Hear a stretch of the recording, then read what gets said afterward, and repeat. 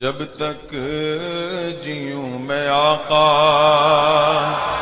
کوئی غم نہ پاس آئے، کوئی غم نہ پاس آئے۔ نور افشا ہوا جب وہ افتحا کا چاند، دیکھ لے آئے سب جوئی زیبا کا چاند۔ نور افشا ہوا جب وہ بطحا کا چاند، دیکھ لے آئے سب جوئی زیبا کا چاند۔ آسماں پر پڑا مند دنیا کا چاند، آسماں پر پڑا مند دنیا کا چاند۔ سہانی گھڑی چمکا طیبہ کا چاند، سہانی گھڑی چمکا طیبہ کا چاند۔ عزیزان گرامی وقار، آج کی محفل پاک میں رسول پاک صلی اللہ تعالی علیہ وسلم کی میلاد سے مناسبت ان محافل میں ہمارا موضوع سخن ہوگا، کون دیتا ہے دینے کو منہ چاہیے، کون دیتا ہے دینے کو منہ چاہیے، دینے والا ہے سچا ہمارا نبی۔ عزیزان گرامی وقار، جود و سخا، فیاضی، عطائی، یہ انسان کی اعلیٰ خصال میں سے ہے، سب سے اعلیٰ اخلاق میں سے ہے۔ بخالت کنجوسی کا اپوزٹ ہے جود و سخا، جس کو آپ کہیں بڑا سخی آدمی ہے، بڑا غنی آدمی ہے، بڑا فیاض آدمی ہے۔ دنیا کے سارے سخاوت کرنے والوں کو ایک پلے پر رکھیں، وہ رسول پاک صلی اللہ تعالیٰ علیہ وسلم کی سخاوت کے ایک دستے پاک کا مقابلہ نہیں کر سکتے۔ رسول پاک صلی اللہ تعالیٰ علیہ وسلم اللہ رب العزت کے بعد پوری کائنات میں سب سے زیادہ اجود الاجودین ہیں، یعنی سب سے زیادہ سخاوت کرنے والے ہیں۔ اور یقیناً آپ کی یہ صفت صرف آپ کی ظاہری حیات تک نہیں بلکہ صبح قیامت تک جاری رہے گی۔ نبی کونین صلی اللہ تعالیٰ علیہ وسلم سخی ہیں، تھے اور قیامت تک رہیں گے۔ رسول پاک صلی اللہ تعالیٰ علیہ وسلم کی طبیعت میں عطا کرنے کا، لوگوں کو بخش دینے کا، بہت ساری چیزیں یوں ہی ہبہ کر دینے والا معاملہ حضور کی زندگی میں کثرت سے دیکھا گیا ہے۔ اسی لیے میں نے اس سے قبل والی گفتگو میں بھی آپ سے کہا تھا، بھری جنت ہبہ کر دیں، نبی مختار کل ہیں، جسے جو چاہیں عطا کر دیں۔ صحابہ اکرام رضوان اللہ تعالیٰ علیہ مجمعین نے حضور صلی اللہ تعالیٰ علیہ وسلم کے جود و سخا کو روایت کیا ہے، کتابوں میں لکھا ہے، حدیثیں بیان کی گئی ہیں۔ بخاری شریف کی حدیث ہے، اللہ کے نبی صلی اللہ تعالیٰ علیہ وسلم کے پاس جب کبھی کوئی سائل آتا، کوئی کسی چیز کی حاجت لے کر آتا، رسول پاک صلی اللہ تعالیٰ علیہ وسلم نے کبھی بھی اس کے لیے لا کا لفظ استعمال نہیں فرمایا، جس کا مطلب ہوتا نہیں، یعنی میں تجھے یہ نہیں دے سکتا، ایسا کبھی حضور نے نہیں فرمایا۔ مانگنے والوں نے ہر طرح کی چیزیں مانگی ہوں گی، اور دینے والے رسول نے کبھی نہ نہیں کہا، اور نہ کہنا میرے رسول پاک صلی اللہ تعالیٰ علیہ وسلم کی عادت نہیں۔ حضور اکرم صلی اللہ تعالیٰ علیہ وسلم کے پاس لوگوں کے مانگنے کا جو انداز ہمیں کتابوں میں ملتا ہے، وہ صرف پیسے مانگنے کا اور مال مانگنے کا نہیں۔ ہمارے ہاں دنیا میں ہم اور آپ سخی بنیں گے اگر کن چیزوں میں؟ جو مال ہمارے پاس ہے یہ دے کر کے ہی سخی کہلائیں گے۔ آپ کے پاس پیسے زیادہ تھے، آپ بانٹ رہے ہیں، سخی کہلائیں گے۔ آپ کی سخاوت کے لیے یہاں دنیا میں صرف آپ کے پیسوں کا ہی اثر دکھتا ہے۔ آپ پیسے کسی کو دے رہے ہیں، یا چلیں اس کی بجائے آپ راشن بانٹ رہے ہیں تو سخی ہو گئے، یا چلیں اس کے علاوہ آپ اپنی جائیداد دے رہے ہیں کسی کو تو سخی ہو گئے، اس کے علاوہ کیا دے سکو گے؟ رسول پاک صلی اللہ تعالیٰ علیہ وسلم کے پاس مانگنے والے صرف جائیداد یا صرف مال یا حصی چیزیں نہیں، بلکہ مانگنے والے اپنی بیماریوں کی شفا بھی مانگتے تھے۔ اللہ کے نبی صلی اللہ تعالیٰ علیہ وسلم وہ بھی دے رہے ہیں۔ کسی نے اولاد مانگی، یہ ہمارے اور آپ کے اختیار میں نہیں ہے، لیکن رسول نے اس کے لیے دعا کی، اولاد بھی ملی۔ تو یہ سخاوت دنیا میں ہم میں سے کون کر سکتا ہے؟ کوئی آئے اگر بچہ مانگنے کے لیے، اولاد مانگنے کے لیے، تم یہی کہو گے کہ مال ہے میرے پاس، مال دے دیتا ہوں، اولاد دینا میرا کام نہیں۔ رسول پاک صلی اللہ تعالیٰ علیہ وسلم کے پاس جن لوگوں نے ان چیزوں کا سوال کیا، حضور نے انہیں نہ نہیں کہا، ان کے لیے دعائیں فرمائی۔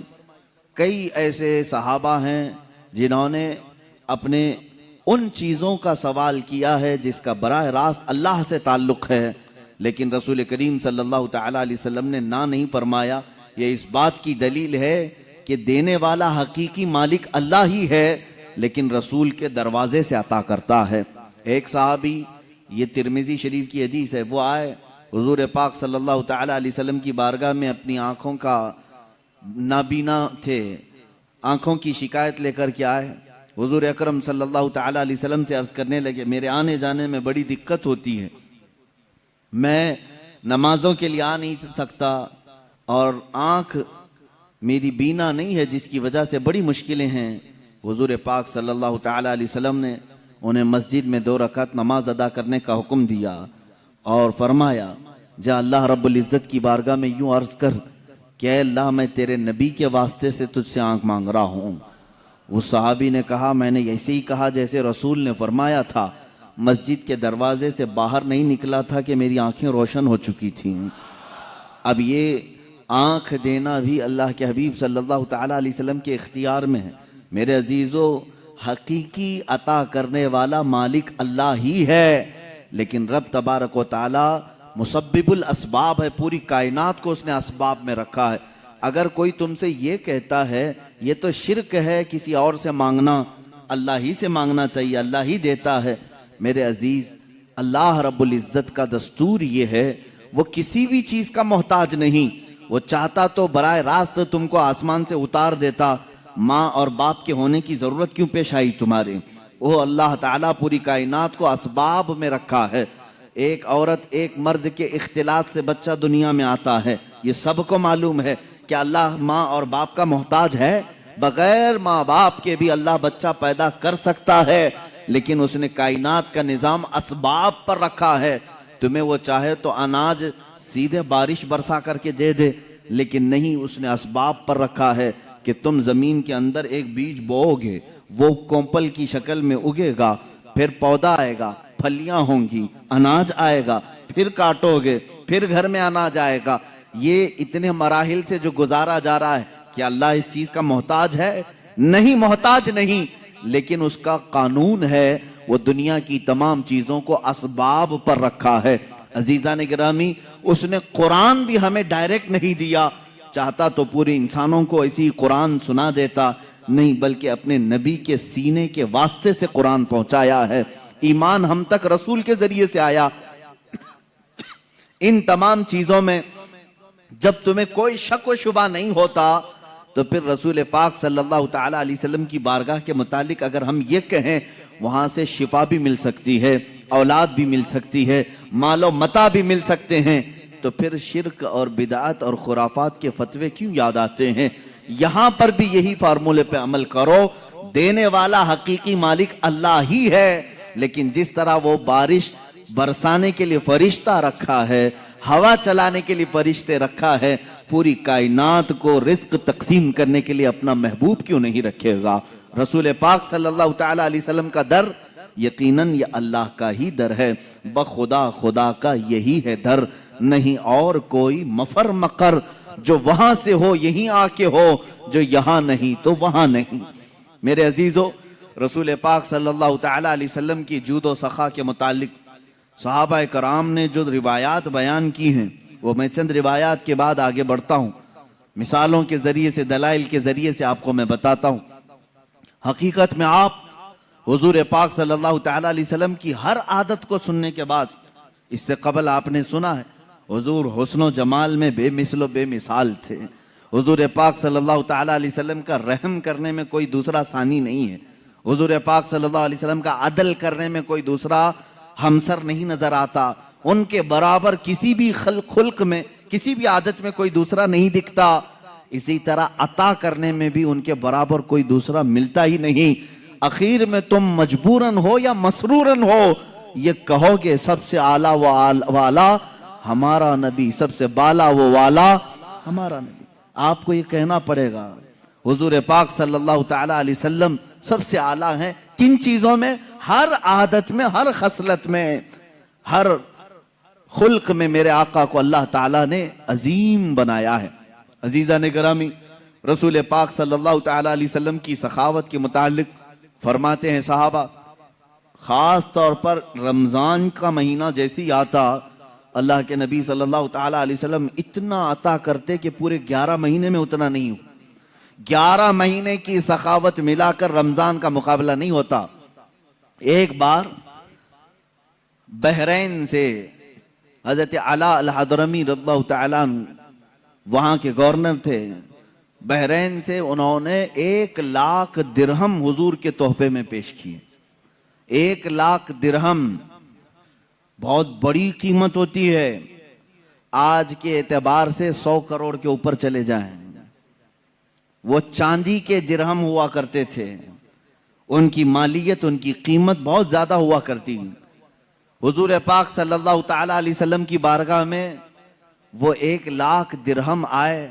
صحابہ فرماتے ہیں حضور اکرم صلی اللہ تعالیٰ علیہ وسلم نے مسجد نبوی کی فرش پر وہ سب بکھیر دیا اور بیٹھے رہے، یہاں تک کہ پورا دن حضور صلی اللہ تعالیٰ علیہ وسلم ان اشرفیوں کے پاس، ان درہموں کے پاس بیٹھے رہے۔ مدینے والوں کو آواز دیا جاتا رہا، لوگ اپنی اپنی حاجتوں کے مطابق آتے تھے، اپنے تھیلے بھر بھر کر لے جاتے تھے، یہاں تک کہ حضرت عباس رضی اللہ تعالیٰ عنہ آئے، حدیث میں ہے انہوں نے اتنا جمع کیا کہ وہ اٹھا کر لے جا نہیں سک رہے تھے، اٹھا نہیں پا رہے تھے۔ حضور پاک صلی اللہ تعالیٰ علیہ وسلم سے وہ یہ کہنے لگے کہ یا رسول اللہ صلی اللہ علیہ وسلم کسی سے کہہ دیں کہ یہ میرا بوجھ اٹھا دیں، اور اگر کوئی نہیں اٹھا سکتا تو آپ ہی اٹھا کر کے دے دیں۔ یہ تھا حضور اکرم صلی اللہ تعالیٰ علیہ وسلم کے عطا کرنے کا انداز، یہاں تک کہ مغرب سے پہلے وہ 1 لاکھ درہم پورے مدینے میں خیرات ہو چکے تھے۔ 1 لاکھ درہم رسول پاک صلی اللہ تعالیٰ علیہ وسلم نے پورے عطا کر دیے، پورے عطا کر دیے۔ میرے عزیزو، بانٹنے والا اس زمانے میں جتنا بھی ہو، ہم میں سے کوئی ہو، لیکن سخاوت کے اس اعلیٰ مقام کے ایک چھوٹے سے حد تک ہم نہیں پہنچ سکتے۔ ہم اپنا پہلے دیکھیں، اس کے بعد، اور حکم بھی یہی ہے۔ لیکن رسول پاک صلی اللہ تعالیٰ علیہ وسلم ایک مرتبہ آپ کے پاس 10 اشرفیاں آئیں، سونے کی اشرفیاں، اور ان میں سے 6 تقسیم ہو گئی، 4 ابھی نہیں تقسیم ہوئی تھی۔ حضرت عائشہ صدیقہ رضی اللہ تعالیٰ عنہ فرماتی ہیں وہ 4 گھر میں تھیں تو رات بھر حضور پاک صلی اللہ علیہ وسلم آرام ہی نہیں کیے، صبح تک جاگتے رہے۔ حضرت عائشہ فرماتی ہیں میں نے عرض کیا یا رسول اللہ صلی اللہ تعالیٰ علیہ وسلم اگر یہ بھی تقسیم کرنا ہے تو صبح کوئی نہ کوئی حاجت مند آ جائے گا، اسے تقسیم کر دیں۔ حضور اکرم صلی اللہ تعالیٰ علیہ وسلم فرماتے ہیں عائشہ مجھے ڈر لگتا ہے کہیں صبح ہونے سے پہلے میری موت نہ آ جائے اور میرے گھر میں یہ 4 درہم پڑے رہ جائیں۔ یہ اللہ کے نبی صلی اللہ تعالیٰ علیہ وسلم کے عطا کرنے والا معاملہ تھا۔ ایک بار حضرت عائشہ صدیقہ رضی اللہ تعالیٰ عنہ فرماتی ہیں یہ آخری زمانہ ہے میرے آقا صلی اللہ علیہ وسلم کا، گھر میں تشریف لائے اور ارشاد فرمانے لگے میری ازواج مطہرات میں سے جس کے پاس بھی سونا یا چاندی ہے اگر وہ چاہے تو اللہ کی بارگاہ میں صدقہ کر دے۔ اپنی بیویوں کے سونے چاندی کو خیرات صدقہ کرنے کے لیے حضور اکرم صلی اللہ علیہ وسلم نے فرمایا میرے عزیزو یہ فرض اور واجب نہیں آپ کے اوپر، لیکن میں میرے نبی کی سخاوت آج عرض کر رہا ہوں، سخاوت عرض کر رہا ہوں۔ ازواج مطہرات نے پوچھا یا رسول اللہ صلی اللہ تعالیٰ علیہ وسلم کیا آج سے آپ کی بیویوں پر سونا چاندی پہننا حرام ہو گیا؟ کیا ہم گھروں میں سونا چاندی نہیں رکھ سکتی؟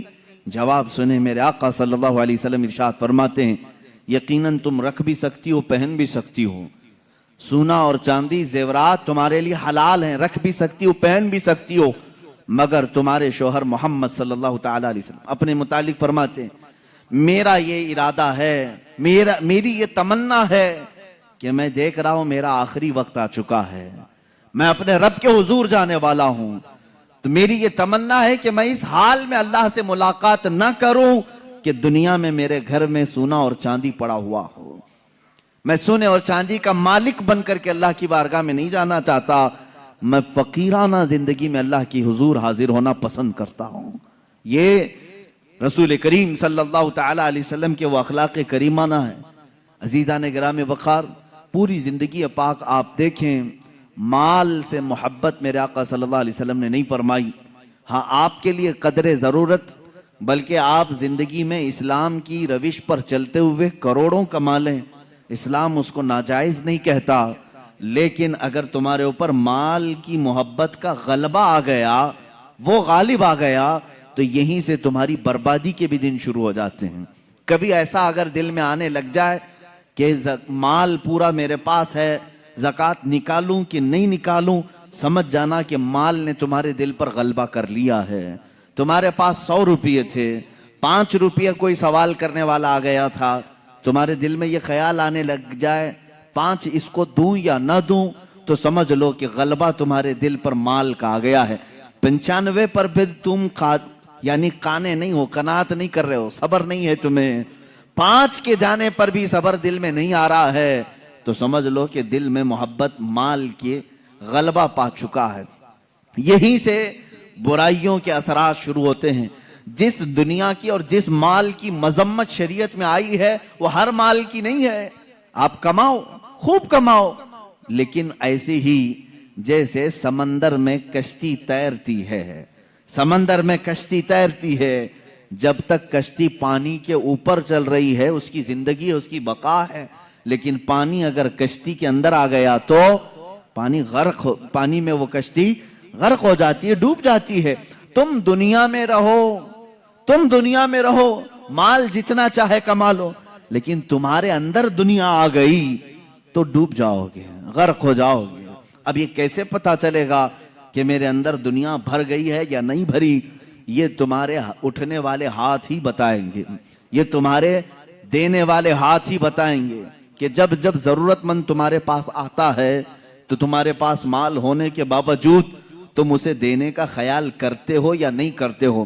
اگر کچھ بھی دینے کا خیال آیا ہے، اللہ کا شکر بجا لاؤ کہ اللہ نے تمہارے دل کو دنیا کی محبت سے پاک رکھا ہے، تم عطا کرنے والوں میں سے ہو، اور قیامت کے دن لوگوں کو دینے والا اور بانٹنے والا اللہ کا محبوب کہلائے گا، اللہ رب العزت کا وہ محبوب ہوگا، کیونکہ عطا کرنا اللہ کی صفت ہے، اور اس صفت پر جو دنیا میں عمل کرتا رہے گا وہ اللہ کا حبیب کہلائے گا۔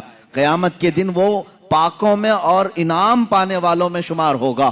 آج ان حالات سے ہم گزر رہے ہیں، ہم دیکھتے ہیں پریکٹیکلی دینے والے جو معاملات ہیں، اگر دل پر تمہارے بوجھ لگتا ہے کسی کو دے کر کے، یا پھر دینے کے بعد احسان جتانے والا جذبہ آتا ہے، سمجھ لو کہ تمہیں دنیا نے جکڑ رکھا ہے، تمہیں دنیا نے اپنے گھیرے میں لے رکھا ہے۔ حضور پاک صلی اللہ تعالی علیہ وسلم کی بارگاہ میں صحابہ نے سوال کیا تھا، دنیا میں طاقتور چیز کیا ہے؟ تو یہ حدیث لمبی ہے، آپ نے فرمایا تھا کہ دنیا میں بہت طاقتور چیز پہاڑ ہیں، لوہا ہے۔ حضور پاک صلی اللہ علیہ وسلم نے فرمایا لوہا ہے۔ صحابہ نے کہا کیا اس سے بھی زیادہ سخت کوئی چیز ہے؟ کہا اس سے زیادہ سخت آگ ہے، آگ لوہے کو بھی جلا دیتی۔ کہا آگ سے بھی زیادہ سخت کوئی چیز ہے دنیا میں؟ کہا پانی ہے، پانی آگ کو بجھا دیتا ہے۔ پانی سے بھی زیادہ طاقت کسی کے پاس ہے؟ آپ نے فرمایا ہوا کے اندر ہے، ہوا دنیا کی سب سے زیادہ طاقتور، اور وہ بڑی بڑی چیزوں کو اکھاڑ پھینکتی ہے اگر جوش میں آ جائے۔ اس کے سامنے کیا درخت، کیا عمارتیں، سب ہیچ ہیں۔ پانی وہ تباہی نہیں لا سکتا جو ہوا لا سکتی ہے۔ پھر صحابہ نے پوچھا کیا ہوا سے بھی زیادہ سخت اور طاقتور کوئی ہے؟ اب اللہ کے نبی صلی اللہ علیہ وسلم نے فرمایا ہاں ایک چیز ہے، اور اس سے زیادہ طاقتور کوئی چیز نہیں۔ پوچھا صحابہ نے وہ کیا ہے؟ حضور پاک صلی اللہ تعالی علیہ وسلم فرماتے ہیں ہواؤں سے زیادہ طاقتور وہ ہاتھ ہے کہ اس سے دے تو دوسرے کو خبر نہ ہو.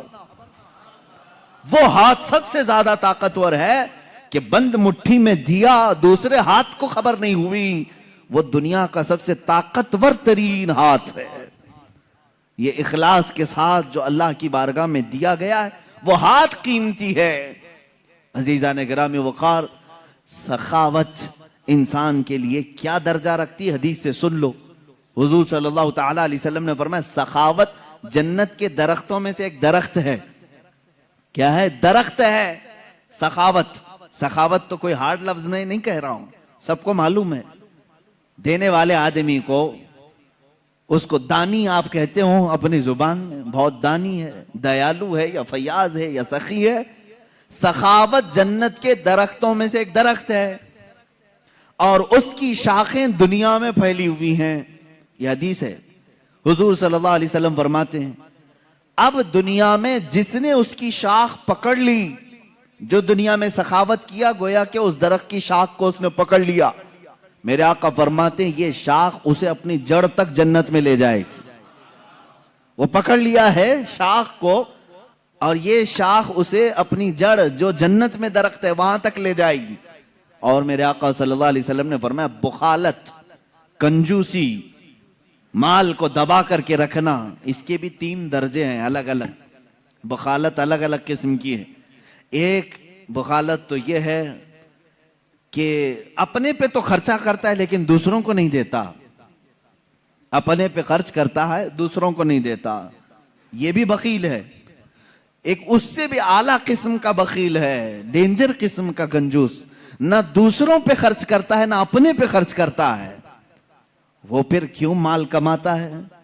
وہ ایسا ہی کتا ہے جو بیل کے چارے پہ بیٹھا ہوا ہے. بیل کے چارے پہ بیٹھنے والا کتا معلوم ہے؟ گھاس پہ. بیل گھاس کھاتا ہے، بکری گھاس کھاتی ہے، لیکن کتا اس چارے پہ بیٹھا ہوا ہے، نہ بکری کو کھانے دیتا ہے نہ خود کھاتا ہے. کتا گھاس نہیں کھائے گا اور نہ بکری کو کھانے دے گا. اس طرح بہت سارے کتے بیٹھے ہوئے ہیں. اب لفظ اگر سخت لگ رہا ہے تو معاف کریں، لیکن یہ حقیقت ہے. جو اس طرح کے مال پر جمے بیٹھے ہوئے ہیں وہ اسی کتے کی طرح ہیں جو نہ خود کھا سکتے ہیں نہ دوسرے کو کھانے دیتے ہیں. تو یہ بخالت کا اعلیٰ درجہ ہے. اور یہ کیا ہے بخالت؟ حدیث پاک میں ہے بخالت دوزخ کے درختوں میں سے ایک درخت ہے، جہنم کے درختوں میں سے ایک درخت ہے. اس کی شاخیں دنیا میں پھیلی ہوئی ہیں. جس نے کنجوسی کی، جس نے بخالت کی، اس نے اس بخالت کے درخت کی شاخ کو پکڑ لیا. اب یہ شاخ اسے اپنے جڑ جہنم تک لے کر جائے گی، وہ دوزخ تک اسے لے جائے گی. بخیل آدمی دوزخ میں لے جائے گا. حدیث ہے السخی قریب من اللہ وقریب من الملائکۃ وقریب من الناس وبعید من النار. حضور فرماتے ہیں سخی آدمی اللہ سے قریب ہے، فرشتوں سے قریب ہے، جنت سے قریب ہے، تمام انسانوں سے قریب ہے، دوزخ سے دور ہے. والبخیل بعید من اللہ بعید من الملائکۃ وبعید من الجنت وبعید من الناس وقریب من النار. حضور فرماتے ہیں اور بخیل آدمی، کنجوس آدمی اللہ سے دور ہے، فرشتوں سے دور ہے، انسانوں سے دور ہے، جنت سے دور ہے، لیکن دوزخ سے بہت قریب ہے، دوزخ سے زیادہ قریب ہے. عزیزان گرامی، میرے نبی کی صفات میں کبھی بخالت آئی نہیں. وہ کسی چیز میں بخالت نہیں کیے، بلکہ ان کے صحابہ کی سخاوت کا حال یہ ہے کہ جو کوئی ان کے گھروں پر آتا تھا اسے اتنا عطا کرتے کہ وہ اپنی قوم میں جا کر کے اعلان کرتے کہ محمد عربی صلی اللہ علیہ وسلم کے غلام اتنا عطا کرتے ہیں کہ ہماری کئی پشتیں اس پر کھا کر گزارا کر سکتی. نبی کونین صلی اللہ علیہ وسلم کی عطا کرنے کا حال تو بہت اعلیٰ ہے. صفوان بن امیہ، جن کے متعلق میں نے اسے قبل بھی بیان کیا تھا، جنگ بدر میں امیہ جس کو قتل کیا گیا تھا، صفوان امیہ کا بیٹا حضور پاک صلی اللہ تعالیٰ علیہ وسلم سے ملنے کے لیے آئے اور اللہ کے نبی صلی اللہ تعالیٰ علیہ وسلم سے اس نے سوال کیا کیا آپ مجھے کچھ دے سکتے ہیں؟ حضور پاک صلی اللہ علیہ وسلم نے اس وقت صفوان کو اتنی بکریاں دی کہ صحابہ فرماتے ہیں 2 پہاڑوں کے بیچ میں جتنی جگہ تھی وہ سب بکریوں سے بھر گئی. ایک شخص کو اتنی بکریاں دی. اب وہ جا کر کے مکہ میں، وہ اسلام قبول کر چکے تھے بعد میں، وہ صحابی رسول، اپنی پوری قوم کو بتایا، اے لوگوں بھلائی چاہتے ہو تو اسلام میں آؤ، اس لیے کہ رسول اتنا دیتے ہیں کہ تمہاری 7 پشتیں گزار لیں گی. محمد صلی اللہ علیہ وسلم اتنا دیتے ہیں کہ تمہاری 7 پشتیں کھا کر آرام سے گزارا کریں گی. حضور اکرم صلی اللہ تعالی علیہ وسلم کی زندگی پاک میں جب کبھی کسی نے آپ سے کسی چیز کا سوال کیا اور اگر اس وقت آپ کے پاس نہ رہا مال تو کیا حضور منع کر کے کل کے لیے ٹال دیتے؟ صحابی رسول فرماتے، حضرت عمر فاروق رضی اللہ تعالیٰ عنہ بھی مجلس میں حاضر ہیں، ایک مرتبہ 90,000 درہم آئے حضور کے پاس. 90,000 درہم بانٹتے رہے سب ختم ہو گئے.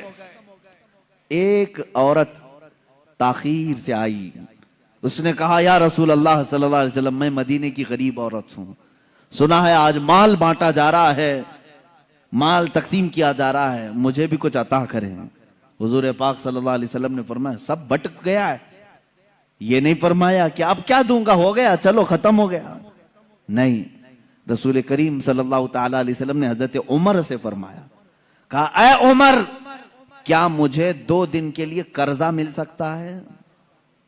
قرض میں کچھ درہم مل سکتے ہیں؟ کہا رسول پاک صلی اللہ تعالی علیہ وسلم نے ایک شخص سے قرض لیا، قرض لے کر کے اس خاتون کو جتنی ضرورت تھی وہ پورا مال دیا اور قرض خواہ سے کہا کہ تیرا ذمہ میرے اوپر ہے، میں تیرا قرض ادا کروں گا. ایک مرتبہ نہیں کئی مرتبہ ایسے معاملات آئے. اللہ کے نبی صلی اللہ تعالی علیہ وسلم کے پاس اگر کوئی اس حال میں آیا کہ آپ کے پاس کچھ نہیں ہو، آپ نے قرض لیا اور اسے نہ نہیں کہا، نہ کہنا میرے رسول کی عادت ہی نہیں. حضور پاک صلی اللہ تعالی علیہ وسلم نے اسے عطا کیا. حضرت ابو ہریرہ رضی اللہ تعالیٰ عنہ کا حال سنیں. سیدنا ابو ہریرہ یہ وہ صحابی ہیں جو اصحاب صفہ میں سے تھے. اصحاب صفہ ان صحابہ کو کہتے ہیں جو اپنا گھر بار سب چھوڑ کر کے بارگاہ رسول میں رہتے تھے. مسجد نبوی سے لگ کر کے ایک کٹا تھا جس پر ایک چھوٹی سی چھت بنائی گئی تھی چھپر کی، اس کے نیچے 70 صحابہ رہتے تھے. ان کا گھر بھی وہی تھا، ان کی کل جہاں وہی تھی. ان کا کھانا پینا کیا تھا؟ حضور پاک صلی اللہ تعالی علیہ وسلم کی بارگاہ میں کچھ بھی صدقہ آ جائے تو یہی 70 صحابہ کو حضور پیش کر دیتے. حضور صدقہ نہیں استعمال فرماتے. حضرت ابو ہریرہ فرماتے ہیں ایک مرتبہ ایسا ہوا کہ 2 دن تک کھانے کو کچھ آیا ہی نہیں، کچھ نہیں ملا. حضرت ابو ہریرہ کہتے ہیں میں مسجد سے باہر نکل آیا روڈ پر، یعنی راستے پر، میں یہ دیکھنے کے لیے کہ حضور اگر باہر نکلیں گے تو پیٹ کو کچھ راحت مل جائے گی. کیسی راحت؟ کھانے کی نہیں. حضرت ابو ہریرہ فرماتے ہیں صحابہ کا معمول یہ تھا اگر شدت کی بھوک لگتی تو کیا کرتے تھے جانتے ہیں؟ چہرے رسول کو دیکھتے تھے. حضرت ابو ہریرہ کہتے ہیں حضور کو دیکھنے سے بھوک کا اثر کم ہوتا تھا.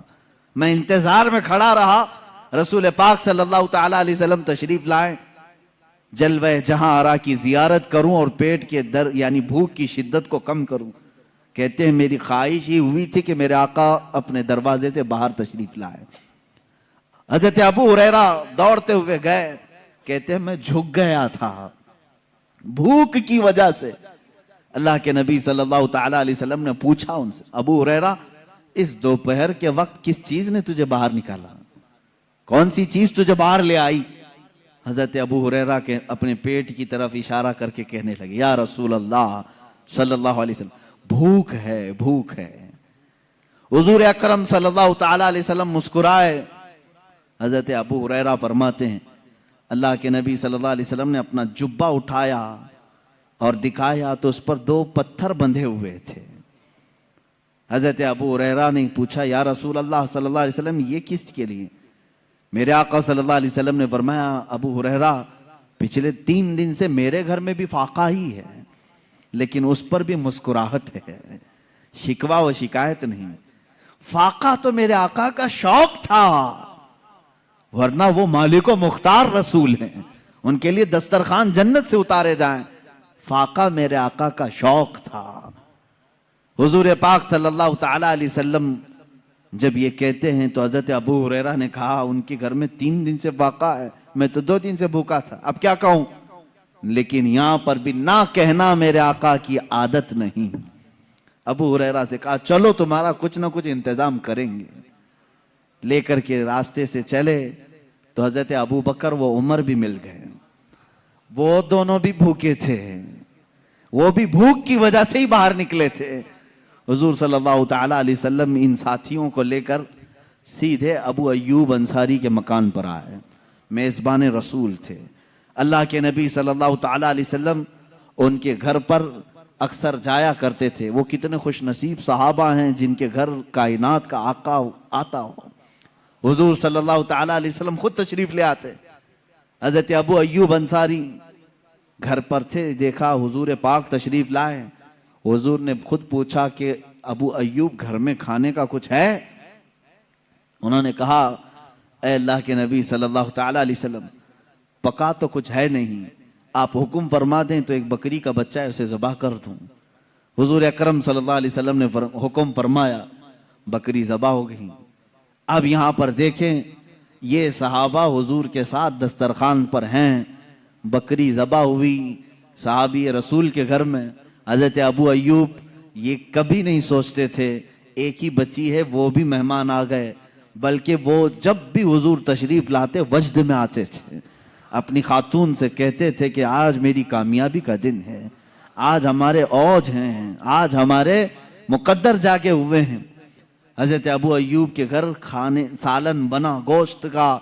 حضرت ابو ہریرہ فرماتے ہیں کہ گوشت کے سالن کے انتظار میں ہم تھے، کافی بھوکے تھے، بھوک کتنی لگی ہوئی تھی، لیکن دسترخوان پر جب سالن بن کر کے آیا، میرے عزیزو یہ رسول پاک کا وہ گھرانہ ہے جو پوری کائنات کو نوازتا ہے، لیکن خود اللہ کے حبیب صلی اللہ تعالی علیہ وسلم نے سادگی کو پسند فرمایا ہے۔ یہ آپ کا فخر تھا۔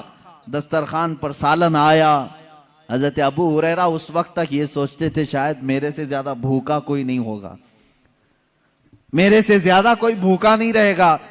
جب سالن ڈالا جانے لگا تو میرے آقا صلی اللہ علیہ وسلم نے ایک اور کٹوری منگوائی، سالن کو نصف کیا اور کہا جاؤ میری بیٹی فاطمہ کے گھر دے آؤ، اس لیے کہ پچھلے 9 دن سے وہ فاقے میں ہے۔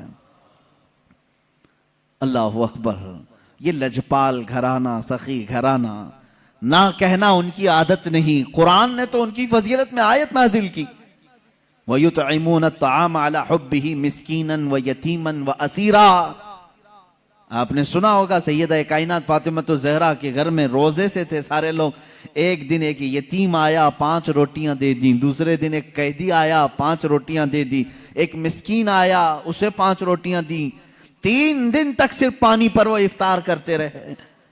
اس سخاوت کے درجے کو میں سمجھتا ہوں پوری دنیا نہیں پہنچ سکتی، پوری کائنات نہیں پہنچ سکتی۔ حاتم طائی کی جو سخاوت مشہور ہے، کوئی مجھے یہ نہیں بتا سکتا کہ حاتم طائی خود بھوکا رہ کر لوگوں کو دیا ہو۔ ہاں، خود کا گھر ٹھیک ٹھاک تھا، کھا پی کر کے دوسروں کو دیا جا رہا تھا، لیکن رسول پاک کی سخاوت میں یہ اثر آپ کو دیکھنے کو ملے گا۔ اللہ کے نبی صلی اللہ تعالی علیہ وسلم نے فقر کو اختیار کیا، لیکن امت کو ہمیشہ مالدار دیکھا، امت کے نصیبے کو ہمیشہ بلند فرمایا۔ جو نہ بھولا ہم غریبوں کو رضا، یاد اس کی اپنی عادت کیجیے۔ میرے عزیزو، بعض لوگوں کو یہ غلط فہمی نہ ہو جائے، رسول پاک صلی اللہ تعالی علیہ وسلم اگر مالک و مختار تھے تو پیوند لگا لباس کیوں پہنتے تھے؟ کھجور کے رہتے، سونے کی کرسی پر بیٹھتے۔ آپ مجھے بتاؤ اس سنت پر اگر امت کو عمل کرنا ہوتا تو کیا کرتی؟ حضور کی ہر سنت پر عمل کرنے کی خواہش امتی کی ہے یا نہیں؟ میرے آقا جیسے جیسے کرتے تھے اس کو سنت کہتے ہیں۔ اگر رسول پاک بڑے عالیشان محل بناتے اور سونے کی کرسی لیتے تو مجھے بتاؤ اس سنت پر کتنے لوگوں کا عمل ہو سکتا تھا؟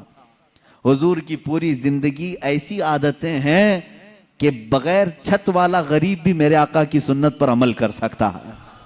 حضور کی سنتوں پر عمل کرنا ہر امت کے لیے آسان ہے. اسی لیے میرے آقا صلی اللہ تعالی علیہ وسلم نے ہائی پروفائل کی زندگی اختیار نہیں کی کیونکہ امت پر دشوار نہ ہو, امت میری اداؤں پہ اور سنتوں پہ عمل کرنے میں دشواری محسوس نہ کرے. اب آئیں اللہ کے نبی صلی اللہ تعالی علیہ وسلم جو بے انتہا عطا کرتے تھے, بے حساب نوازتے تھے, اس کی چند مثالیں میں عرض کروں. بارگاہ رسالت مآب صلی اللہ تعالی علیہ وسلم سے کس کو کیا ملا ہے یہ وہ لوگ بتائیں گے جن کو ملا ہے. صحابہ اکرام رضوان اللہ تعالی علیہ مجمعین کی عادت یہ تھی, بیمار ہوں تو رسول پاک کے پاس آ جاتے, اپنی پیٹ کے درد کی شکایت لے کر آئے, کوئی آنکھوں کی نابینا ہونے کی شکایت لے کر آئے, کوئی زبان کے گونگا ہونے کی شکایت لے کر کے آئے, اور ہر ایک کو میرے آقا صلی اللہ علیہ وسلم نے عطا کر کے بھیجا ہے. پیٹ کے درد والے کو پیٹ کے درد سے شفا, اور گونگے کو زبان, نابینا کو آنکھیں, لنگڑے شخص کو پاؤں. یہ تمام چیزیں رسول کریم صلی اللہ تعالی علیہ وسلم کے دربار سے عطا کی گئی. اب مسئلہ یہاں آتا ہے, اب جب ہم یہ بیان کرتے ہیں رسول سخی تھے, بے حساب عطا کرتے تھے, تو کچھ لوگ کہتے ہیں ہمیں ایکسپٹ ہے اس چیز کا, ہم مانتے ہیں, لیکن وہ ان کی زندگی میں تھا, اب تو وہ قبر میں جا چکے ہیں, اب وہ قبر میں جا چکے, اب تم مت مانگو. تو اس لیے اب میں اپنے ٹاپک کو بعد وفات حضور کی سخاوت پر ہی کہنا چاہوں گا. حضور کی وفات کے بعد وہ کیا کیا عطا کرتے ہیں. میرے عزیزو, مثالیں یہاں ہمارے پاس جتنی موجود ہیں کتابوں میں, حضور کی حیات سے زیادہ وفات کے بعد کی ہیں, کیونکہ میرے آقا صلی اللہ تعالی علیہ وسلم اپنی ظاہری حیات میں 63 سال تک رہے, لیکن وفات ہو کر کے اب 14 صدیاں قریب آ گئی ہیں, یعنی 1390 سال سے زیادہ قریب ہو گئے. اللہ کے حبیب صلی اللہ تعالی علیہ وسلم کی اتنے لمبے عرصے میں کیا امت کو کبھی کچھ نہیں ملا وہاں سے؟ جس کو نہیں ملا ہوگا وہ الگ بات ہے, لیکن جن کو ملا ہے وہ وقت کے تاجدار ہیں, محدثین ہیں, فقہاء ہیں, علماء ہیں, جن کے جھوٹ بولنے کے متعلق کبھی امت تصور نہیں کر سکتی. اتنے سارے لوگوں نے روایات کیا ہے میرے آقا صلی اللہ تعالی علیہ وسلم کی عطا کے سلسلے میں. حافظ الحدیث محمد ابن منقدر رضی اللہ تعالیٰ بڑے حدیث کے حافظ ہیں. حافظ کہتے ہیں جس کو 1,00,000 سے زیادہ حدیثیں یاد ہوں, یہ محدث ہیں.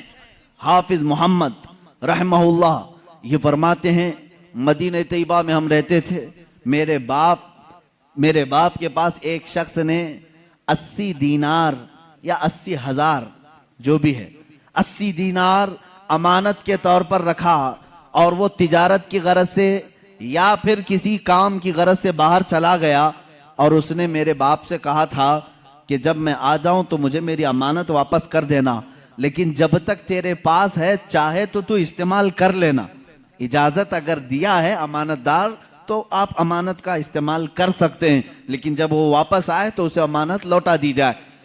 حافظ الحدیث محمد رحمہ اللہ فرماتے ہیں میرے باپ کو 80 دینار دیے اس شخص نے, اور پھر وہ چلا گیا. میرے والد نے ضروریات کے مطابق خرچ کر لیا. انہوں نے سوچا وہ لمبا وقت لگے گا آنے کے لیے, اسے تقریباً پورے 80 دینار خرچ ہو گئے. اتفاق ایسا کہ وہ بہت جلدی واپس آ گیا, اور اس نے سوال کیا کہ میں نے جو امانت آپ کے پاس رکھی تھی وہ مجھے واپس دیتے ہیں.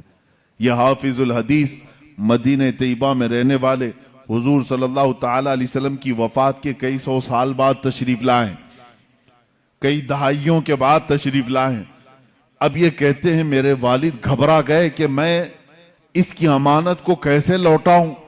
80 دینار اسی وقت فوراً لا کر کے پیش کرنا یہ معمولی بات نہیں تھی. آپ نے کہا مجھے 1 دن کا وقت دے دے, کل تک میں انتظام کرنے کی کوشش کرتا ہوں. اب ان کو شرمندگی لاحق ہو گئی, میں نے اس کی امانت کا استعمال کر لیا, بدنام نہ ہو جاؤں, اور انتظام کروں تو کہاں سے کروں.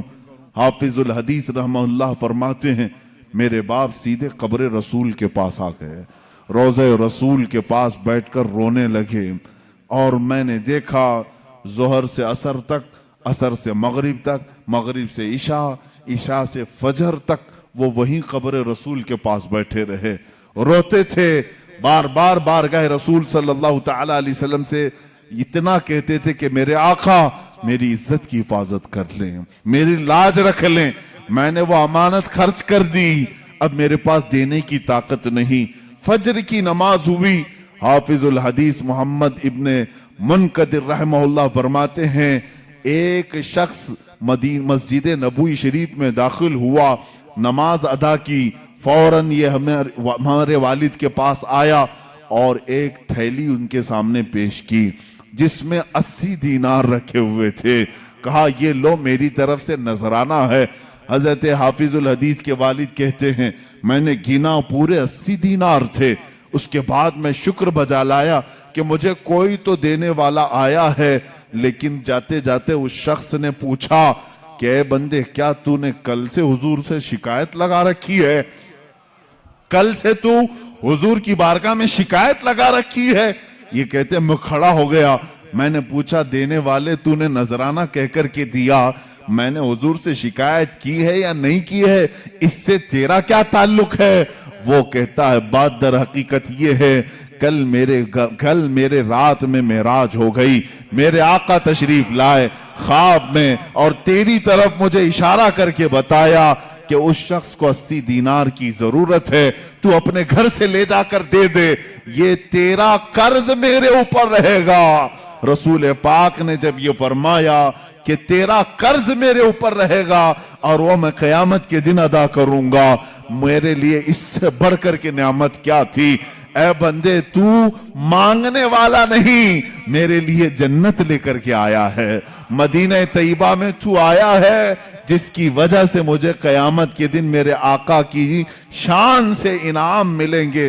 عزیزان گرامی، حافظ الحدیث رحمت اللہ تعالی علیہ فرماتے ہیں میں نے وفات رسول کے بعد بھی قبر رسول سے سخاوت کو دیکھا ہے، جود و سخا کو دیکھا ہے۔ کون دیتا ہے دینے کو منہ چاہیے، دینے والا ہے سچا ہمارا نبی۔ میرے اعلیٰ حضرت فاضل بریلوی رحمت اللہ تعالی علیہ میرے آقا صلی اللہ علیہ وسلم کی بارگاہ میں اسی چیز کا حوالہ دیتے ہوئے کہتے ہیں حضور پاک صلی اللہ تعالی علیہ وسلم کی بارگاہ میں مانگیں گے مانگے جائیں گے، منہ مانگی پائیں گے۔ سرکار میں نہ لا ہے نہ حاجت اگر کی ہے، یہاں اگر مگر پہ بھی نہیں دیا جاتا اور نہ بھی نہیں کہا جاتا۔ ایک دو نہیں، کئی مثالیں ہیں۔ ایک مرتبہ حاجیوں کا ایک قافلہ حج کے لیے نکلا، اس میں ایک غریب آدمی کو خدمت کے لیے انہوں نے رکھ لیا، اس کا نام برا تھا۔ برا شخص حاجیوں کے خدمت کے لیے نکلا تھا۔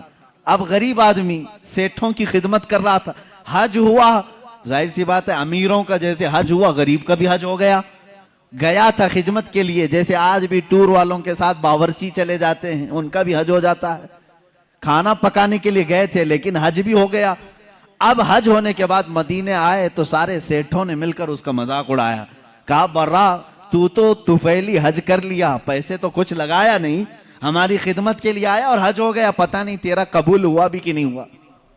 غریب کو تانا مت دو میرے عزیزو، اس کے دل پر یہ چوٹ لگی، دل پر بہت گہرا اثر ہوا۔ غریب ہوں مالدار نہیں لیکن حج تو کیا ہے نا۔ لیکن ان امیروں نے یہ کہا کہ تیرا حج قبول ہوا کہ نہیں ہوا، وہ رونے لگا اور روتے روتے بارگاہ رسول میں حاضر ہو گیا۔ رسول پاک صلی اللہ تعالی علیہ وسلم کی قبر اطہر کے پاس بیٹھا رہا اور روتے روتے ظہر ہو گئی۔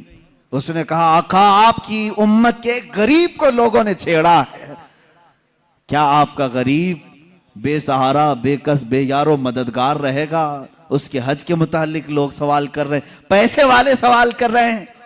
دنیا نے دیکھا قبر رسول صلی اللہ تعالی علیہ وسلم کے کنارے سے ایک چٹھی برآمد ہوئی جس پہ لکھا ہوا تھا برا بریء من النار وقبل الحج، برا جہنم سے آزاد ہے، اس کا حج قبول ہو چکا ہے۔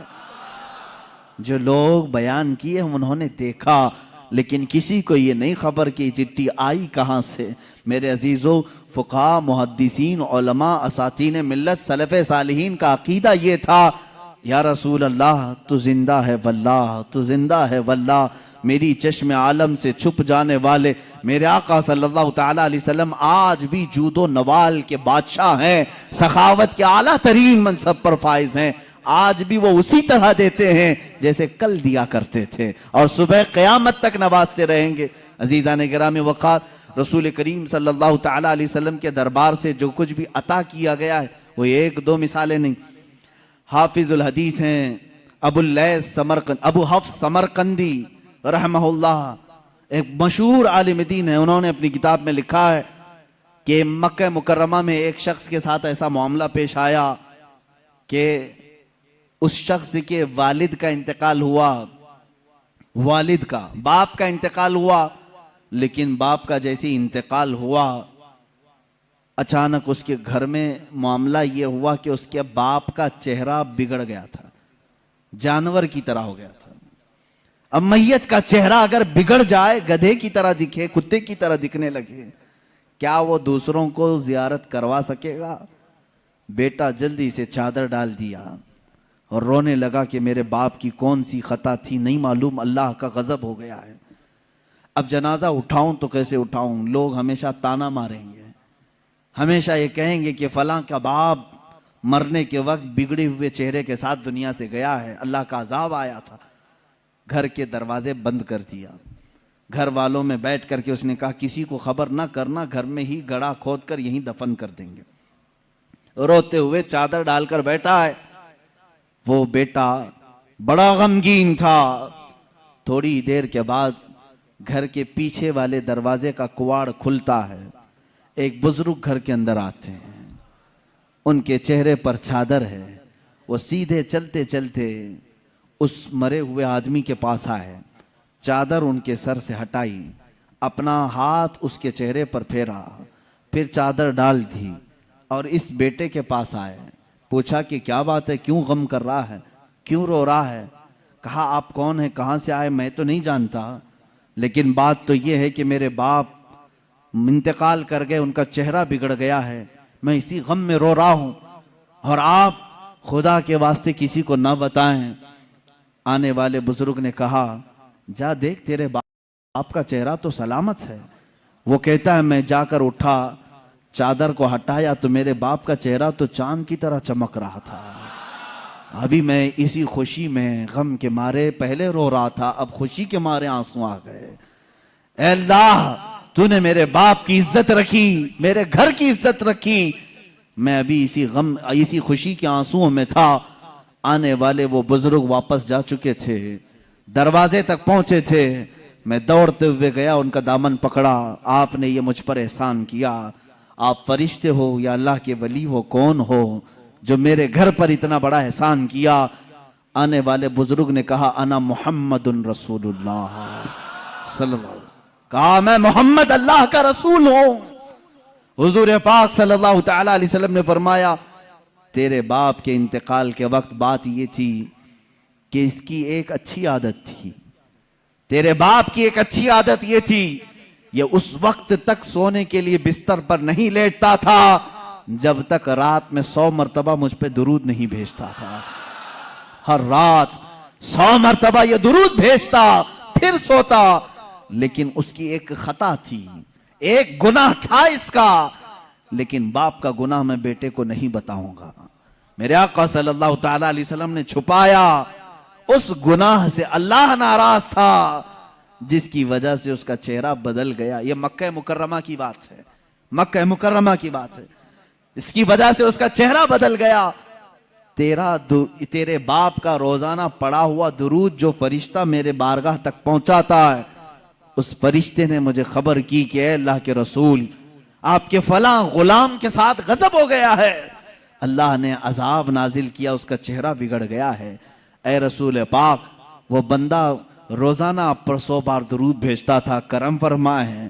حضور فرماتے ہیں میں اسی وقت چل کر تیرے گھر آیا، تیرے باپ کا چہرہ بگڑا تو تھا مگر میں نے میرے مولا سے سوال کیا اے اللہ تیرے حبیب پر درود بھیجنے والا اس کے چہرے کو اگر تو سلامت نہیں رکھے گا تو آنے والے لوگ تانا دیں گے کہ رسول پر درود بھیجنے والا بھی نہیں بچ پایا، اے مولا تو میرے ذریعے سے اس کے چہرے کو سلامت کر دے۔ اللہ نے میری دعا قبول کی، میں نے اس کے چہرے پر ہاتھ رکھا، اللہ نے تیرے باپ کے چہرے کو چمکتے چاند کی طرح کر دیا۔ وہ عطا کرنے پر آئیں تو بے حساب عطا کریں، بعد وفات کی بات میں کر رہا ہوں، یہ ظاہری زندگی کی بات نہیں، وفات ہو کر کئی سال ہو چکے تھے تب کی بات ہے۔ اسی لیے تو ہم عاشقوں کا یہ کہنا ہے، یا رسول اللہ سنا ہے آپ ہر عاشق کے گھر تشریف لاتے ہیں، میرے گھر میں بھی ہو جائے چراغاں یا رسول اللہ، میرے دل میں بھی ہو جائے چراغاں یا رسول، میرے آقا آؤ کہ مدت ہوئی ہے تیری راہ میں اکھیاں بچھاتے بچھاتے، بڑے دن ہوئے ہیں میرے آقا گھر کو سجاتے سجاتے۔ اللہ کے نبی صلی اللہ تعالیٰ علیہ وسلم کا انتظار کرو اے مسلمانوں، چاہے ہماری زندگی اس پہ فنا ہو جائے، ختم ہو جائے، دید کے لیے ترستے رہو، اور اسی انتظار میں تمہاری زندگی کٹنا چاہیے۔ اب کی رات آئیں کہ تب کی رات آئیں، جب یہ راتیں زندگی کی کٹ جائیں، وہ رات تو ضرور آئے گی جو قبر کی پہلی رات ہوگی، وہاں تو دیدار کرو گے انشاءاللہ، لیکن اس دیدار کے انتظار میں اپنی زندگی کاٹو۔ یہ نہیں کہ اپنی آنکھوں کو حسیناؤں کی غلاظت سے بھر لو، گندی تصویروں سے، گندی فلموں سے اپنی آنکھوں کو داغدار کر لو۔ یہ نہیں، ان آنکھوں کو اللہ تعالیٰ نے تمہارے رسول کے دیدار کے لیے دیا ہے۔ اسی لیے شہزادہ اعلیٰ حضرت نے یوں کہا ہے، تمہیں نہ دیکھا تو کس کام کی ہیں یہ آنکھیں، انہیں نہ دیکھا تو کس کام کی ہیں یہ آنکھیں، کہ دیکھنے کی ہے ساری بہار آنکھوں میں، کچھ ایسا کر دے میرے کردگار آنکھوں میں، ہمیشہ نقش رہے روئے یار آنکھوں میں، ہمیشہ نقش رہے روئے یار آنکھوں میں۔ مفتی اعظم ہند تو یہ فرماتے ہیں کہ تم اپنے آنکھوں میں جلوہ رسول ایسا بسا لو، ایسا بسا لو کہ قبر کے دن، قبر کی رات میں فرشتے جب آئیں سوال کرنے کے لیے تو مفتی اعظم فرماتے ہیں فرشتے جو پوچھیں قبر میں کہ کس کی امت ہو، فرشتے جو پوچھیں قبر میں کہ کس کی امت ہو، تو آپ جواب کیا کہتے ہیں؟ وہ کہتے ہیں لو دیکھ لو کہ ہے تصویر یار آنکھوں میں، لو دیکھ لو کہ ہے تصویر یار آنکھوں میں۔ ہماری آنکھوں میں وہ جلوہ رسول اس طرح سے رہے، وہ آتے ہیں۔ بلکہ ایک شاعر نے یہی کہا ہے میرے عزیزو، آج غالباً چھٹی 7ویں محفل ہے، آج 7ویں محفل ہے، اور اس طرح 70 نہیں 700 محفلیں ہو جائیں۔ ہم ان محافل کے متعلق ہمیشہ میری عادت یہ ہے، میں یہ کہتا ہوں کیوں محفل سجا رہے ہو، کیوں بیٹھ رہے ہو، روز کیوں سننے آ رہے ہو، روز ہم کیوں سنانے آ رہے ہیں؟ ہمارا مقصد یہ ہے وہ آئیں گے، آتے ہوں گے، ابھی آئیں گے، وہ آئیں گے، آتے ہوں گے، ابھی آئیں گے، یہی سوچ کے ہم نے محفل کو سجا رکھا ہے۔ ہمارا عقیدہ یہی سوچ کے ہم نے محفل کو سجا رکھا ہے۔ رسول کریم صلی اللہ تعالیٰ علیہ وسلم جب عطا کرنے پر آتے ہیں تو بے حساب عطا کرتے ہیں، غمگین امتیوں کی فریاد رسی کے لیے بھی آتے ہیں۔ جس امتی نے جب فریاد کیا میرے آقا وہاں تشریف لائے۔ آپ کو معلوم ہے اللہ کے نبی صلی اللہ تعالیٰ علیہ وسلم کی ایک اور بات میں بتا دوں، مشہور زمانہ قصیدہ مولا یا صلی وسلم دائما ابدا علی حبیبک خیر الخلق کلہم، تقریباً میرے آقا صلی اللہ تعالیٰ علیہ وسلم کی وفات کے بھی 700 سال بعد آنے والے امام شرف الدین بوسیری، یہ وہ عظیم بزرگ ہیں، مداح رسول ہیں۔ تقریباً 170 اشعار میں انہوں نے قصیدہ لکھا ہے جس میں میرے آقا کے ہر عضو کی تعریف کی ہے۔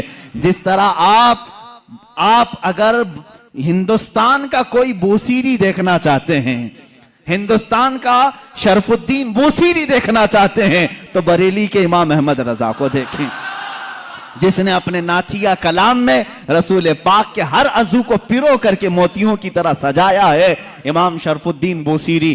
اور حد تو یہ ہے میرے عزیزو، وہابیوں کی، نجدیوں کی، سلفیوں کی حکومت آئی جنہوں نے عشق رسالت مآب صلی اللہ تعالیٰ علیہ وسلم کے خلاف نہ جانے کتنی بکواس کی، لیکن مجھے اس وقت فخر ہوتا ہے جب مدینہ رسول جاتے ہیں اور دربار رسول کی جالیوں پر اندر جانے کا جو دروازہ ہے اس دروازے کے تالے پر، چابی پر آج بھی امام بوسیری کا قصیدہ لکھا ہوا ہے، هو الحبیب الذی ترجا شفاعتہ لکل حول من الاحوال مقتحمی۔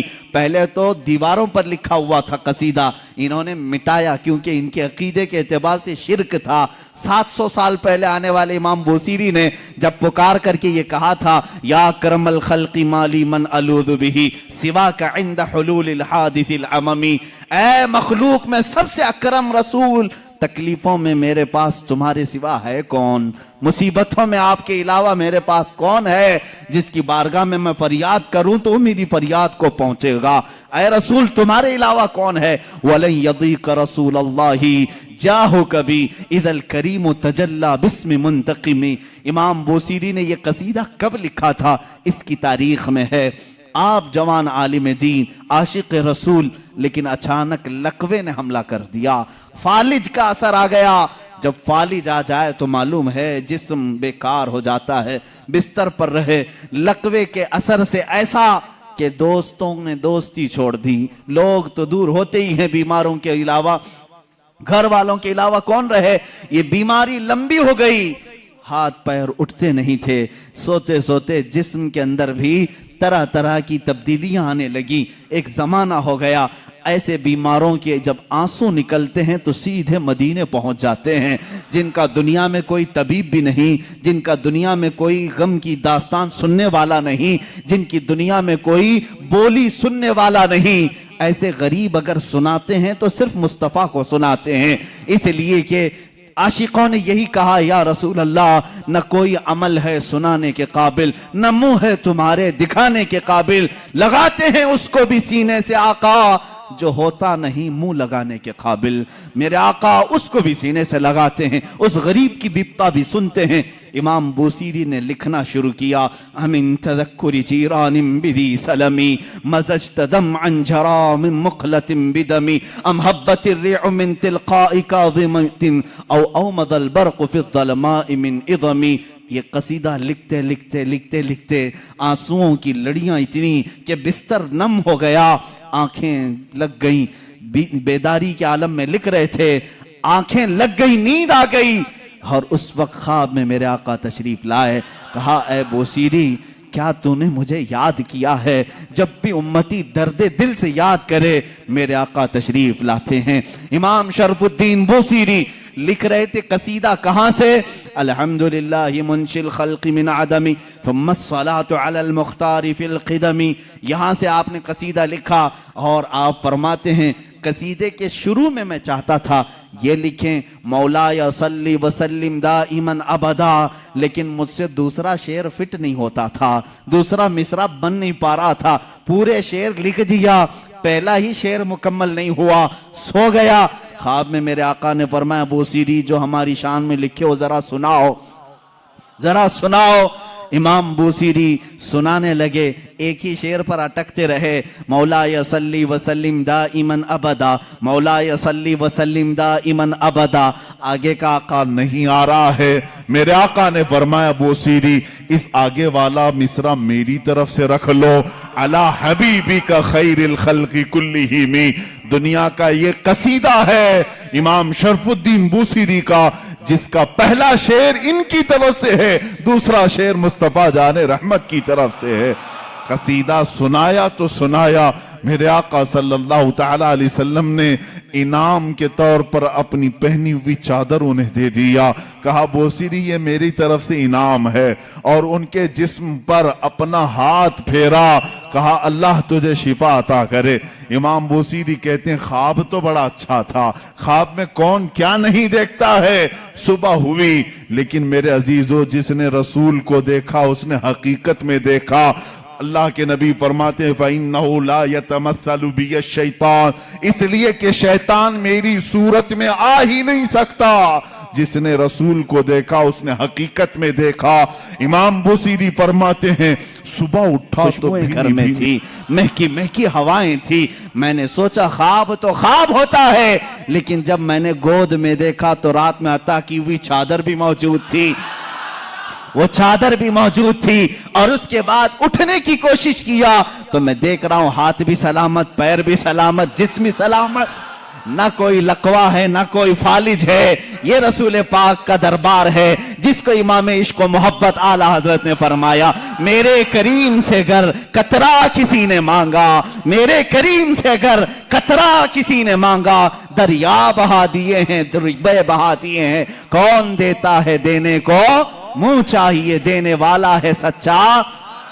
میرے عزیزو کسی کی جے وجے کیوں پکاریں، کیا غرض ہم کو، ہمیں کافی ہے سید اپنا نعرہ، مانگیں گے مانگے جائیں گے، منہ مانگی پائیں گے، سرکار میں نہ لا ہے نہ حاجت اگر کی ہے، واہ کیا جود و کرم ہے شہ بتہا تیرا، نہیں سنتا ہی نہیں مانگنے والا تیرا۔ ہمارے پاس جب اتنے سارے اشعار ہیں تو دوسروں کے ہاں در در کی ٹھوکریں کیوں کھائیں، ہم ادھر ادھر کی ٹھوکریں کیوں کھائیں، پھر کے گلی گلی تباہ ٹھوکریں سب کی کھائی کیوں، دل کو جو عقل دے خدا۔ تقریباً اعلیٰ حضرت یاد کیے جائیں گے، صبح قیامت تک سنیوں میں اعلیٰ حضرت کو یاد کیا جائے گا۔ بریلی کے امام نے ہی ہمیں رستہ مدینے کا دکھایا ہے، ہر مصیبت میں مانگو رسول پاک سے، ہر بے کسی کے عالم میں پکارو اسی رسول کو۔ ہرے بریلی کے امام نے ہمیں نمازوں کے بعد سلام میں بھی یہی سکھایا ہے، جب سلام میں پیش کرو تو یوں ہی کہو یا رسول اللہ تم ہو حفیظ و مغیث، کیا ہے وہ دشمن خبیث، کہا ہے یقین کے ساتھ تم ہو حفیظ و مغیث، کیا ہے وہ دشمن خبیث، تم ہو تو پھر خوف کیا، تم پہ کروڑوں درود۔ اعلیٰ حضرت نے ہمیں یہی سکھایا ہے، کس سے مانگنا چاہیے، رسول پاک سے۔ یہاں مانگنا شرک نہیں، جو رسول پاک کے پاس مانگا وہ اللہ سمجھ کر کے نہیں مانگ رہا ہے بلکہ اللہ والا سمجھ کر مانگ رہا ہے، اللہ کا عطا کرنے والا رسول سمجھ کر کے مانگ رہا ہے۔ ہم تو سلام میں بھی یہی پیش کرتے ہیں میرے آقا صلی اللہ تعالیٰ علیہ وسلم کی بارگاہ میں کہ آقا آپ ہی ہمارا سہارا ہیں، آپ ہی ہمارے بے کسی کے وقت مددگار ہیں۔ آؤ سعادت الدارین کی ایک روایت میں تمہارے سامنے پیش کرتا ہوں اور میں سمیٹتا ہوں گفتگو کو، کون دیتا ہے دینے کو منہ چاہیے، یہی ہمارا عنوان سخن ہے۔ تقریباً 400 سال کے بعد کی بات ہے، میرے آقا صلی اللہ تعالیٰ علیہ وسلم کے وفات کے 400 سال کے بعد بڑی حکایت، یہ حکایت روح فرسا ہے، بالکل روح کو جھنجھوڑتی ہے، ہماری امیدوں کو اور قریب کرتی ہے بارگاہ مصطفیٰ سے۔ فرماتے ہیں راوی کہ ایک شہر میں ایک ایسا آدمی تھا، مفلس تھا لیکن قرضے لیتا تھا لوگوں سے۔ ایک آدمی سے اس نے قرضہ لیا تھا، اب کھایا پیا ختم ہو گیا، پیسے نہیں تھے، قرضہ مانگنے والے آ گئے۔ قرضوں میں ڈوبے ہوئے لوگ بھی سنو، جس کا کوئی نہیں اس کا میرا آقا ہے۔ وہ شخص قرضے تو لیا تھا لیکن دے نہیں پا رہا تھا۔ اب جو قرض خواہ آدمی ہے اس نے دھمکیاں دی، نہیں دیا، اس کے بعد اس نے مقدمہ کر دیا قاضی کے پاس، کورٹ میں طلب ہوا۔ کورٹ میں جانے کے بعد قاضی صاحب نے پوچھا کہ اس کا تیرے اوپر قرضہ ہے؟ کہا ہاں ہے۔ کب ادا کرے گا؟ کہا دیکھ رہا ہوں۔ کہاں سے ادا کرے گا؟ ہے ہی نہیں کچھ بھی۔ قاضی نے کہا کل تک کی تجھے مہلت دیتا ہوں، اگر تو نہیں ادا کیا تو تجھے جیل میں ڈال دوں گا، جا کہیں سے بھی لے کر کیا اس کا قرضہ ادا کر۔ اس نے بہت ریکویسٹ کیا مجھے اور لمبا ٹائم دے، میرے چھوٹے بچے ہیں، بیوی ہیں، کون دیکھے گا؟ قاضی نے ایک نہیں سنی، دربار سے نکال دیا گیا۔ ایک دن کا ٹائم، ایسا شخص کہاں جائے، راستے میں روتے ہوئے جا رہا تھا، ایک بزرگ سے ملاقات ہوئی۔ اس بزرگ نے پوچھا کیوں رو رہے ہو؟ کہا ایسا ایسا معاملہ ہے۔ کہاں سے لاؤں؟ اس بزرگ نے کہا ایک کام کر، گھر میں جا، جب رات ہو جائے اکیلا بیٹھ، تاجدار مدینہ پر درود بھیج۔ رسول پاک صلی اللہ علیہ وسلم کو اپنے غم کی داستان سنا، کچھ نہ کچھ تو حل وہاں سے مل ہی جائے گا۔ لیکن یقین کے ساتھ وہ گیا، ڈوبتے کو تنکے کا سہارا۔ وہ گھر آیا، شام کو اپنی بیوی بچوں کو جب اس نے سنایا تو سب غمگین تھے۔ ایک دن کے بعد اگر باپ ان کا جیل میں چلا جائے، اس کا شوہر جیل میں چلا جائے تو ان کا گھر کیسے چلے؟ رات کے وقت تنہائی میں بیٹھ کر کے وہ رونے لگا، بہت رویا۔ صبح کا وقت قریب آ رہا تھا، خواب میں اسے رسول کریم صلی اللہ علیہ وسلم کی زیارت ہوئی۔ کہاں کہاں میرے آقا کو ڈھونڈو گے؟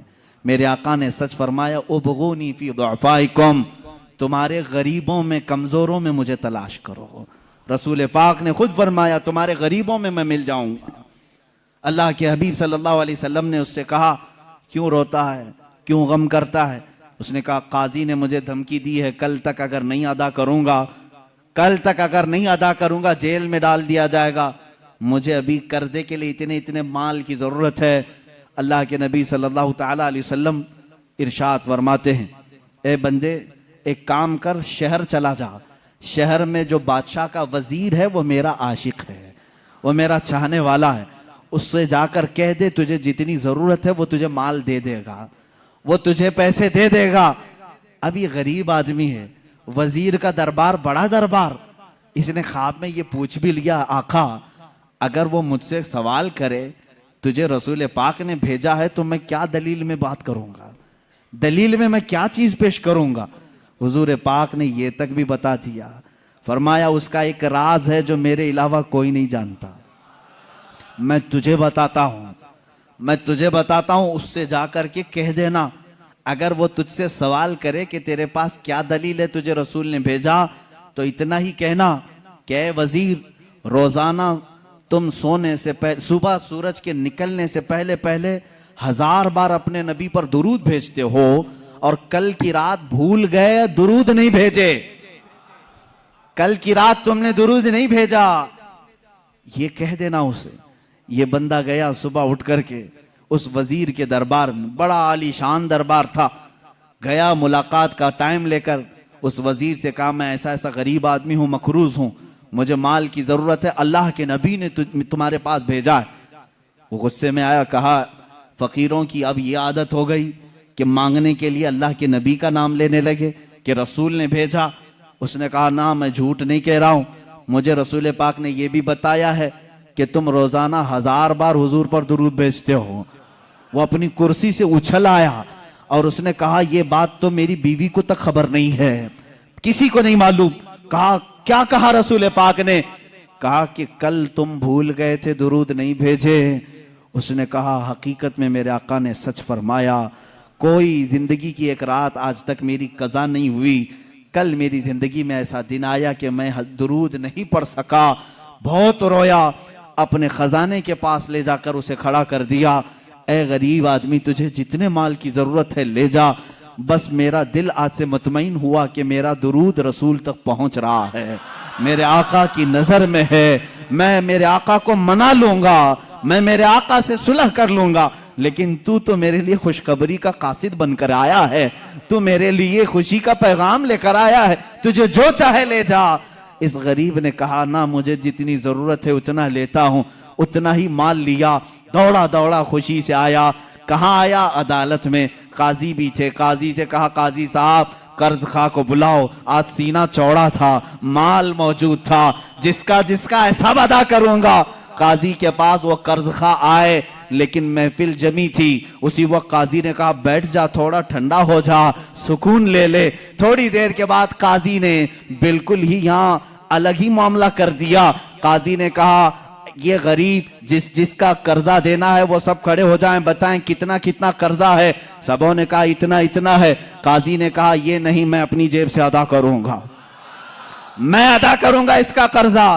یہ غریب کھڑا ہوتا ہے, کہتا ہے ہاں کل تو جیل کی دھمکی, کل تو آپ بند کرنے کی دھمکی دے رہے تھے, آج میری طرف سے قرضہ ادا کرنے کی بات. قاضی کہتے ہیں کل تک میں تجھے نہیں پہچانتا تھا, کل جب رات گیا مصطفیٰ کریم کی زیارت ہوئی, میرے آقا نے تیری طرف اشارہ کر کے مجھے بتایا کہ اے قاضی تیرے پاس دنیا کی بہت دولت ہے, اس ایک غریب کا قرضہ تو اپنی جیب سے ادا کر, میں کل تجھے جنت کے محلات بدلے میں ادا کروں گا. اے غریب نہ تو مال نہیں دے گا, میں ہلکے میں سودا نہیں کروں گا, مجھے رسول نے بشارت دی ہے, میں تیرا مال اپنی جیب سے ادا کروں گا.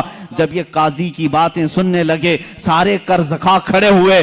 کہا جب یہ آدمی اتنا افضل ہے کہ بارگاہ رسول میں مقبول ہے, ہم گواہی دیتے ہیں کہ ہم نے سب قرضہ معاف کر دیا, اب بھی اگر اسے چاہے تو ہم سے لے سکتا ہے. کون دیتا ہے دینے کو منہ چاہیے, کون دیتا ہے دینے کو منہ چاہیے, دینے والا ہے سچا ہمارا نبی. اتنا دیا سرکار نے مجھ کو جتنی میری اوقات نہیں, یہ تو ان کا کرم ہے, ورنہ مجھ میں تو ایسی بات نہیں۔ عزیزان گرامی، آج جو ہم اس مقام پر ہیں، یہاں پر بھی ہم فخر سے یہی کہتے ہیں، یا رسول اللہ، اتنا دیا سرکار نے مجھ کو جتنی میری اوقات نہیں، یہ تو ان کا کرم ہے، ورنہ مجھ میں تو ایسی بات نہیں۔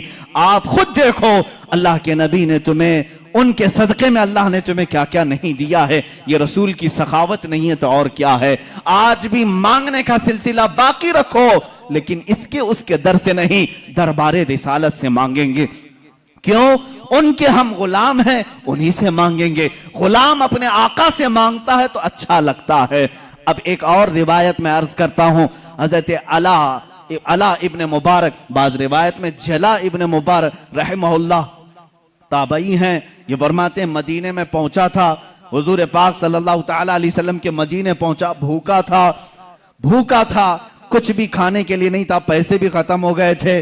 مسجد نبوی میں گیا، دوپہر کا وقت تھا، وہ بھوک کی وجہ سے شدت سے تکلیف ہو رہی تھی، سو گیا یہ کہہ کر کے، یا رسول اللہ تمہارا مہمان ہوں، آپ ہی کھلائیں۔ کس سے مانگوں، کون دے گا مدینے میں، اور مدینے میں آ کر دوسروں سے مانگوں اچھا بھی نہیں لگتا، آپ کے ہوتے ہوئے کس دربار پر میں جاؤں۔ حضور پاک صلی اللہ تعالی علیہ وسلم کی بارگاہ میں سوال کیا، سو گیا۔ میرے عزیزو، کتنی مثالیں میں تمہارے سامنے رکھوں، یہ فقہائے امت، محدثین اور بزرگوں کی بات میں کر رہا ہوں، عام بندوں کی نہیں۔ حضرت شیخ علا فرماتے ہیں، میں نے خواب میں دیکھا قبر رسول سے حضور پاک صلی اللہ تعالی علیہ وسلم تشریف لا رہے ہیں، آپ کے ایک ہاتھ میں روٹی ہے اور ایک ہاتھ میں شہد ہے، ہاتھ میں روٹی اور شہد ہے، اور کہتے ہیں ابن مبارک تجھے بھوک لگی ہے، تو مدینے میں آیا، میرا مہمان ہے، یہ روٹی اور شہد لگا کر کھا لے۔ کہتے ہیں میں جلدی سے بڑھ کر ہاتھ سے روٹی لے لیا، شہد لگا کر کھاتا رہا، آدھی روٹی کھایا تھا، کب؟ خواب میں بعد وفات رسول، حضور کی ظاہری زندگی کی بات نہیں کر رہا ہوں، وفات کے کئی سو سال بعد کی بات، اور خواب میں حضور کھلا رہے ہیں، روٹی کھلا رہے ہیں، شہد کھلا رہے ہیں۔ کہتے ہیں عصر کا وقت ہو گیا، مؤذن نے اذان دینا شروع کیا تو مسجد میں جو بھی سوئے ہوں گے اٹھا دیے جاتے ہیں، کسی نے پیر پکڑ کر کھینچ کر مجھے اٹھا دیا، میں جھٹکا لے کر اٹھا تو دیکھا آدھی روٹی اور شہد اب بھی میرے ہاتھ میں موجود ہے۔ کون دیتا ہے دینے کو، منہ چاہیے دینے والا ہے سچا، ہمارا نبی۔ عزیزان گرامی وقار، اس طرح کی بے شمار مثالیں ہیں۔ آخری بات میں عرض کرتا ہوں، سراج الامہ، تاج الامہ، امام اعظم ابو حنیفہ رضی اللہ تعالیٰ عنہ فرماتے ہیں، رسول پاک صلی اللہ تعالیٰ علیہ وسلم کی بارگاہ میں جب جانا ہوا تو آپ نے حضور کی شان میں ایک نعت لکھی، ایک قصیدہ لکھا، یا سید السادات جئتک قاصدا ارجو رضاک واحتمی بحماک۔ یہ قصیدہ لمبا قصیدہ ہے، کہتے ہیں میں نے کسی کو نہیں سنایا، لکھ کر کے رکھ لیا، بارگاہ رسول میں جا کر کے سناؤں گا، حضور کے دربار میں پہلے سناؤں گا۔ امام اعظم ابو حنیفہ رحمہ اللہ سفر کر کے مدینے پہنچتے ہیں، صبح کا وقت ہے، اذان سے پہلے مسجد نبوی میں مؤذن جو اذان دینے کے لیے اونچی جگہ کھڑا ہوتا ہے، کہتے ہیں وہاں مؤذن کھڑے ہو کر اذان سے پہلے یہ گنگنا رہا ہے، یا سید السادات جئتک قاصدا ارجو رضاک واحتمی بحماک۔ امام اعظم کہتے ہیں میرے شعر لیک ہو گئے، میری نعت لیک ہو گئی، پہلے سے مؤذن مسجد نبوی کا سنا رہا ہے، اسے کیسے خبر ہوئی؟ کہتے ہیں یہ کسی نے پہلے سے لکھ رکھا تھا، یہ کس کی نعت ہے؟ یہ تو میں نے لکھی ہے۔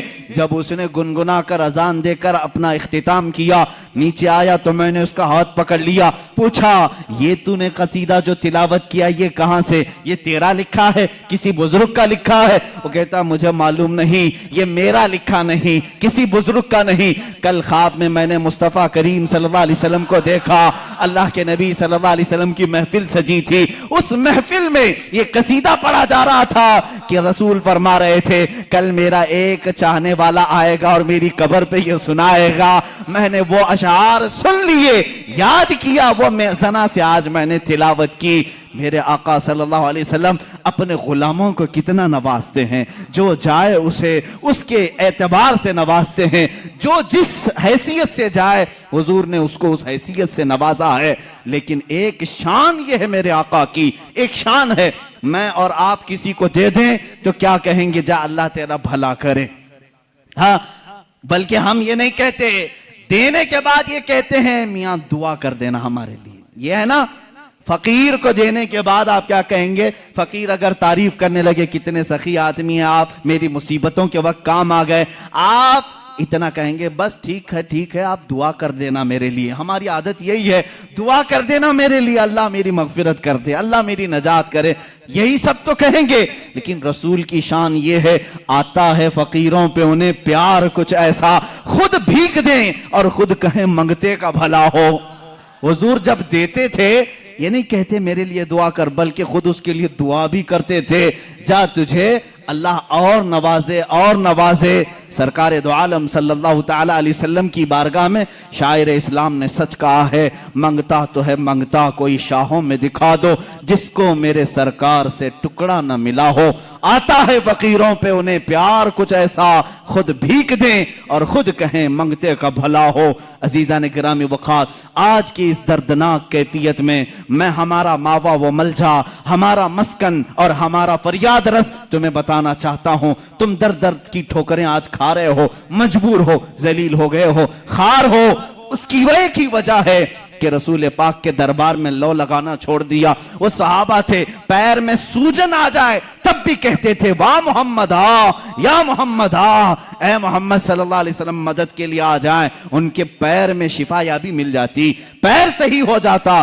اے امت مصطفیٰ کے غیور نوجوانوں، آج میں تم سے یہ کہنا چاہوں گا، دنیا تمہیں خریدنے کی کوشش کر رہی ہے، چند سکوں میں، چند پیسوں میں. کوئی اتنا دے کر اپنا بنا لے، کوئی کچھ دے کر اپنا بنا لے، لیکن تمہاری شان یہ ہونی چاہیے مجھے جہاں سرکار سے ملتا ہے اتنا کوئی دوسرا دے ہی نہیں سکتا، اور میں بازار مصطفیٰ کا غلام ہوں. میرے آقا نے مجھے جو خرید کر کے انمول کیا ہے، میری کوئی دنیا میں قیمت نہیں لگا سکتا. اب تمہارے پاس ایک ہی راستہ ہے، ایک ہی ذریعہ ہے. بہت ساری عورتیں سوال کرتی ہیں، بہت سارے مرد سوال کرتے ہیں، بچے ہیں، کسی کو کینسر ہے، کسی کو خطرناک بیماری ہے، کوئی قرضوں میں ڈوبا ہوا ہے، کوئی اولاد کے معاملے کو لے کر پریشان ہے، کوئی جائیداد میں، کوئی مقدموں میں، کوئی جیل میں. دنیا کی ہر پریشانی کا علاج یہ ہے، بارگاہ مصطفیٰ کی طرف لو لگاؤ، میرے آقا سے سفارش کرو، التجا کرو.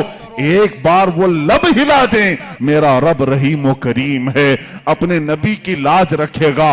تمہاری حیثیت نہیں دیکھی جائے گی، تم کتنے نمازی ہو، کتنے زکاتی ہو، کتنے بڑے حاجی ہو، یہ نہیں دیکھا جائے گا، بلکہ مولا یہ دیکھتا ہے میرے حبیب نے اس بندے کی سفارش کی ہے، یہ جیسا بھی ہے تیسا بھی ہے، اسے غموں سے آزاد کر دیا جائے. اخیر میں امام اہل سنت فاضل بریلوی رضی اللہ تعالیٰ عنہ کے اسی شعر پر اپنی گفتگو کو ختم کرتا ہوں. یا رسول اللہ، تمہارے دربار میں پوری امت کی میری جانب سے یہ التجا ہے، تیرے ٹکڑوں پہ پلے غیر کی ٹھوکر. جب میں پہنچوں دیار حبیب خدا، جب میں پہنچوں دیار حبیب خدا، ساتھ ہم سب بھی ہوں اور احمد رضا. جب میں پہنچوں دیار حبیب خدا، ساتھ ہم سب بھی ہوں اور احمد رضا، ساتھ ہم سب بھی ہوں اور احمد رضا.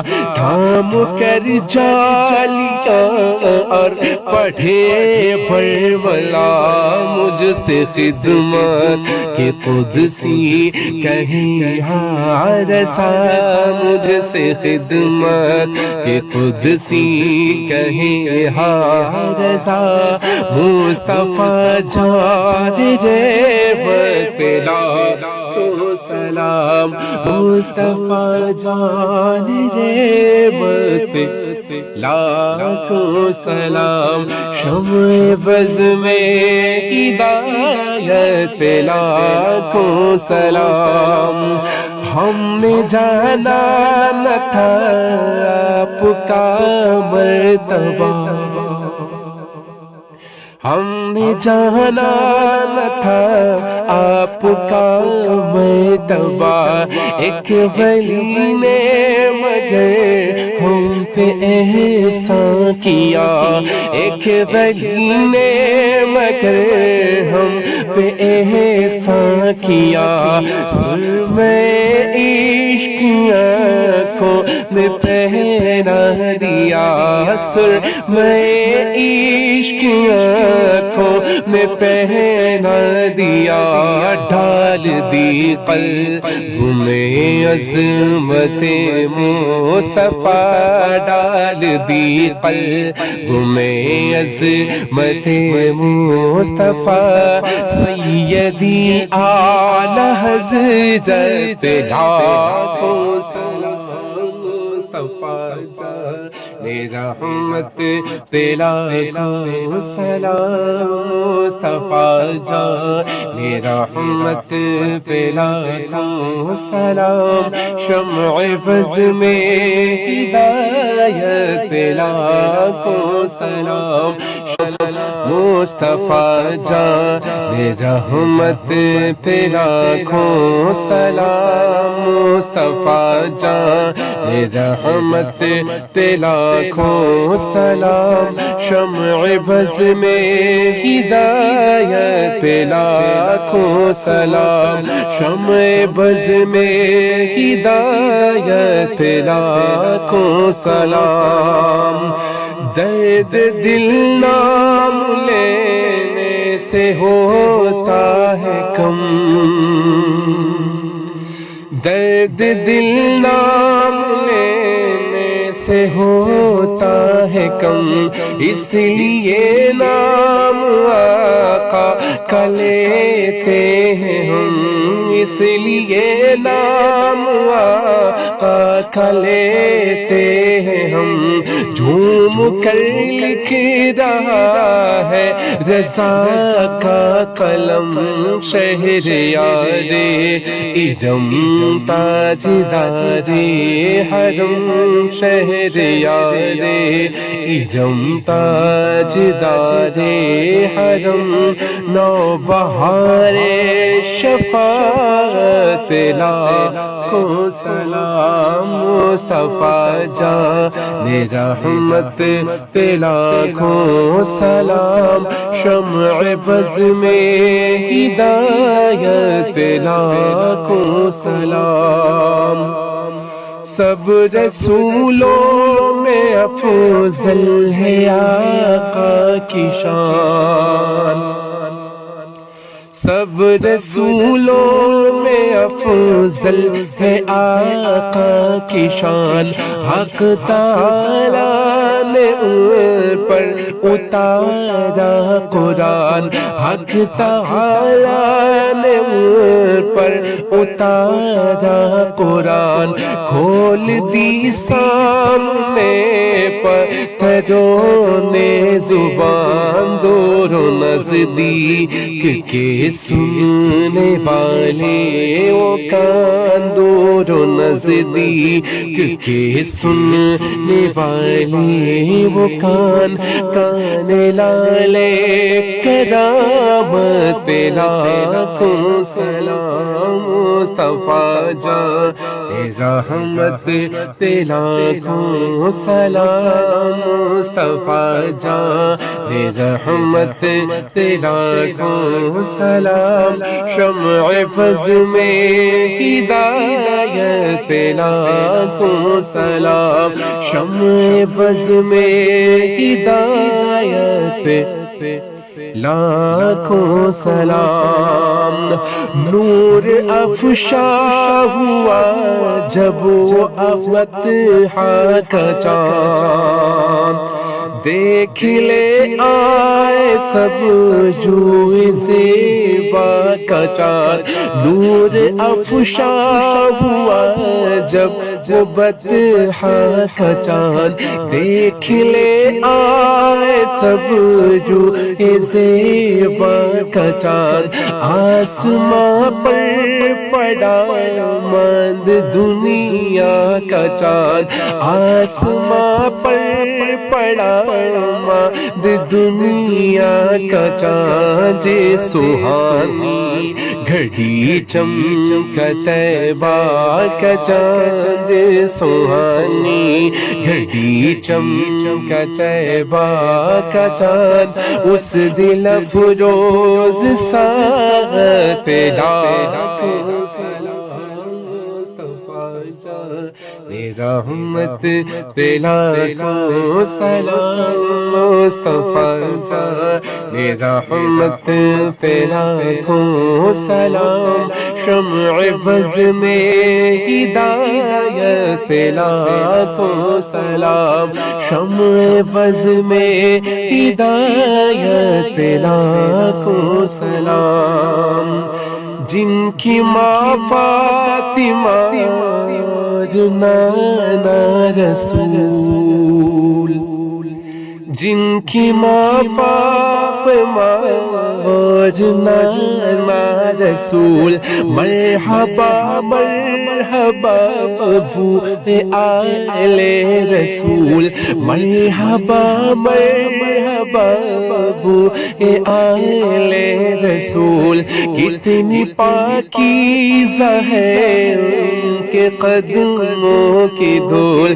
کتنی پاکیزہ ہے ان کے قدموں کی دھول کتنے مہکے ہوئے ہیں مدینے کے پھول کتنے مہکے ہوئے ہیں مدینے کے پھول کربلا تیری قسمت پہ لاکھوں سلام مصطفیٰ جان رحمت لاکھوں سلام مصطفیٰ جان رحمت لاکھوں سلام شمع بز میں ہدایت لاکھوں سلام شمع بز میں ہدایت لاکھوں سلام فضل ربی سے مردوں کو زندہ کیا فضل ربی سے مردوں کو زندہ کیا ایک عجوبہ زمانے کو دکھلا دیا ایک عجوبہ زمانے کو دکھلا دیا آج بھی لوگ کہتے ہیں صدمہ ہوا آج بھی لوگ کہتے ہیں صدمہ ہوا غوث اعظم امام تو کا بنو کا غوث اعظم امام تو کا بنو کا جلوہ شان قدرت لاکھوں سلام مصطفیٰ جان رحمت لاکھوں سلام مصطفیٰ جان رحمت لاکھوں سلام شمع بز میں ہدایت لاکھوں سلام شمع بز میں ہدایت لاکھوں سلام